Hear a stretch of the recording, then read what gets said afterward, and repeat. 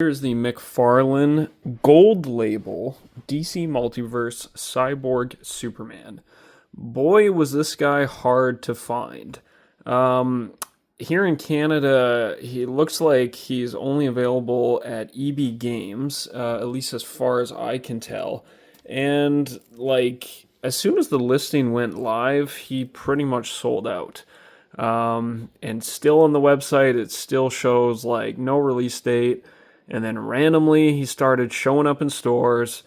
And so I called around, and there was only one EB Games that had him. They only had one in stock, and I had to drive a fair distance. So I think I got the last one in the entire lower mainland. But we've done it, and I got him. I wasn't sure about this guy at first. Of course, this is a variant of the normal Cyborg Superman, the blue and red version. But I already have the Mayfex Cyborg Superman, and that one is just an incredible figure. So I was thinking maybe I don't need a 7-inch McFarlane one since I already have the Mayfex. But this one being the red and black, it's just different enough for me to justify adding it to my collection. So I had to get him. Quick look at the box here. Cyborg Superman from Revenge of the Green Lanterns. We get a pretty cool artwork on the back with him with a bunch of Green Lantern rings. That's pretty awesome. Cyborg Superman on the side. But yeah, this guy looks pretty darn cool. I love the sculpt in the face here. The half metal. All the metal details down the side of his neck, all the way down his arm and his abdomen there. The chest emblem looks really nice.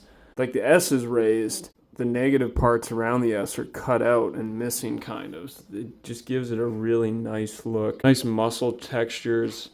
It kind of reminds me of the Cyborg figure from Zack Snyder's Justice League, how it had all these kind of angular cut-in joints, and man, just look at the detail there. It looks really nice. It is kind of a shiny silver. These abs here, and these ones too. Looks very steampunk. All the details. He's got this big bolt on the side of his calf. This one too, if you see his toes, the way the pin just goes straight through the toes. Really fun and really clever way, to just do that articulation. It's kind of just leaning into the robotic factor to kind of make the articulation obvious in a way that works with him being a robot. I really like that. Yeah, check out that face sculpt. That is awesome. The cyborg eye is painted orange with kind of a yellow pupil. Seeing the shadows there, you can see as he's looking up. Wow, I love the expression, the teeth. The hair is done really nice. Yeah, that's just so hardcore. That's metal. Just looking at the head sculpt a little closer here too, I do have a little bit of red paint in his hair there. Yeah, it's just, a little sloppy on the paint. Taking a look at his legs here, you see he's got the one metal leg, and I like how the pinned double jointed knee here, the top pin, see, look, it's just a hole that goes right through. That's really cool. I really like that. On this leg, this part is supposed to be silver. This is supposed to be a metal plate. Yeah, if you look at the trading card too, you do see the metal on the side of his legs there. So that is supposed to be metal. But it's okay. I might just go in there with a paint marker, a shiny silver paint marker, and paint that myself. That'll be easy enough to do. He's got a nice wired black cape.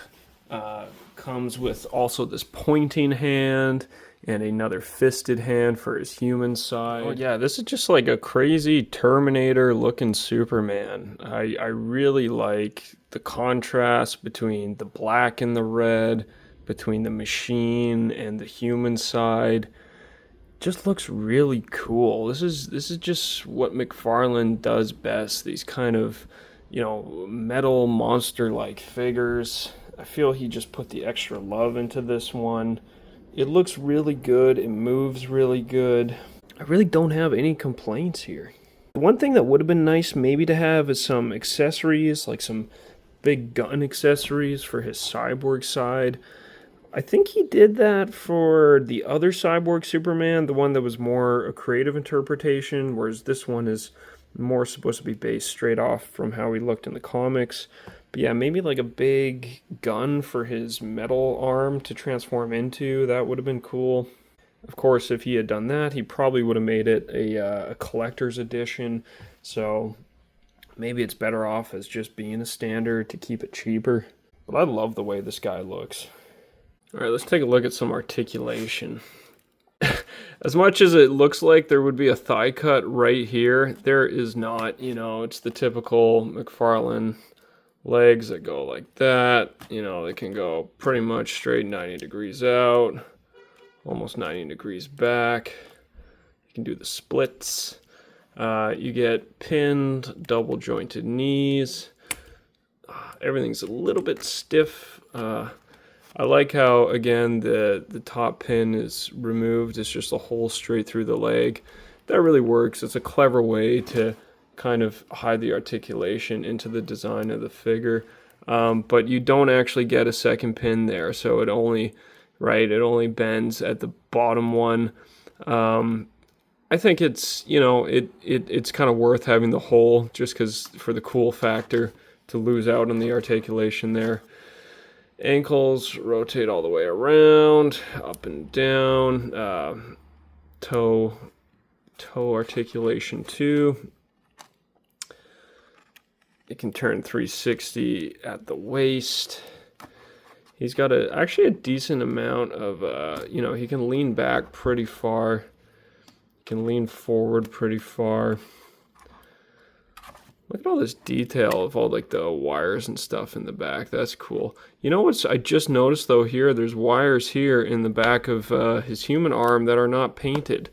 So I'm probably going to have to go in and use some silver paint to do those because yeah, those pretty obviously should be silver. Yeah, it's got the butterfly arms, 360 bicep. Double jointed elbows that can go, pretty much all the way up like a so. And down. Yeah, head. Yes, head can go 360. It can go pretty, it can kind of look up. It can look pretty far down though. But yeah, it can look, you can sort of look up. It's a little bit hampered by the long hair in the back here that just keeps it on all the tubes and such in the back of his neck. And of course, he's got the nice wired cape. This is a really nice touch. I don't know, something about Superman with a black cape is just super cool to me. I don't know what it is. Something about the color scheme of this guy and the look, it just really works. It just brings everything together. And I really, really like it. This guy is awesome. I think I'm going to put him right at the center of one of my shelves. This guy is super freaking cool. Love all the detailing in the robot side. It's kind of like a two-faced Terminator Superman. And I'm all here for it. I dig it. The color scheme just really brings it all together. The black, the red, I think looks much cooler than the normal blue and red version. But I know a lot of comic purists will probably want that version too. He is hard to find though, so if you can manage to find him, I would say he's definitely worth picking up. Although if you do have to pay a little bit more on the aftermarket, I think you'll still be happy with the figure. I wouldn't pay too much. Obviously, don't feed the scalpers, but see what you can find. Maybe a fellow collector can help you out. This guy is freaking awesome. I love him. That's only a face a mother could love.